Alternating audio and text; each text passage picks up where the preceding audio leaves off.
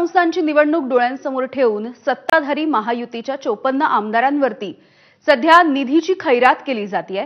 निधी मिळालेले सर्वच आमदार प्रथमच विधानसभेवरती निवडून गेलेले आहेत। त्यांच्या मतदारसंघामध्ये विकास कामांसाठी प्रत्येकी 5 कोटी याप्रमाणे 270 कोटी रुपयांचा निधी मंजूर झालेला आहे। या संदर्भात शासन निर्णय नियोजन विभागाने काढलेला आहे। विधानसभेप्रमाणे स्थानिक स्वराज्य संस्थांच्या निवडणुका देखील जिंकण्यासाठी महायुतीने मोर्चे बांधणी सुरू केली आहे। गेल्या काही दिवसांमध्ये ग्रामविकास विभागाच्या माध्यमातून महानगरपालिका नगरपालिकांमध्ये निधीचा वर्षाव केल्याच्या नंतर आता महायुती सरकारने मोर्चा हा आमदारांकडे वळवलाय।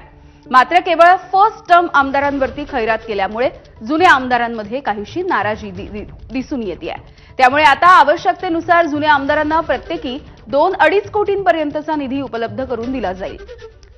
याबाबतचे आदेशही लवकरच काढण्यात येणार असल्याची माहिती सूत्रांनी दिली आहे।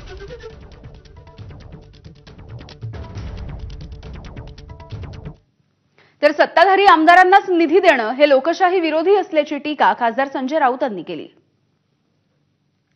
त्यांची डोकी फिरलेली आहेत, अहंकार आहे, मस्तवालपणा आहे, मगरुरी आहे आणि जनतेचा पैसा हा माझ्या खिशातला पैसा आहे अशा पद्धतीनं वाटप आपापल्या लोकांमध्ये हे सुरू आहे। ही लाच आहे।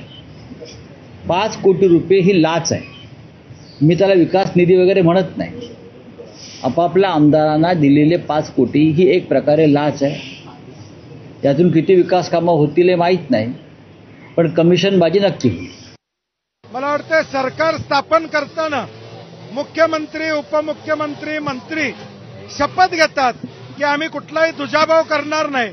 त्या शपथेला हरताळ बसण्याचं काम आता केलेलं आहे की ज्या विधानसभा मतदारसंघात आमचा आमदार नाही तिथं निधी द्यायचा नाही, हे मला वाटतं महाराष्ट्रामध्ये एक दुर्दैव म्हणावं लागेल।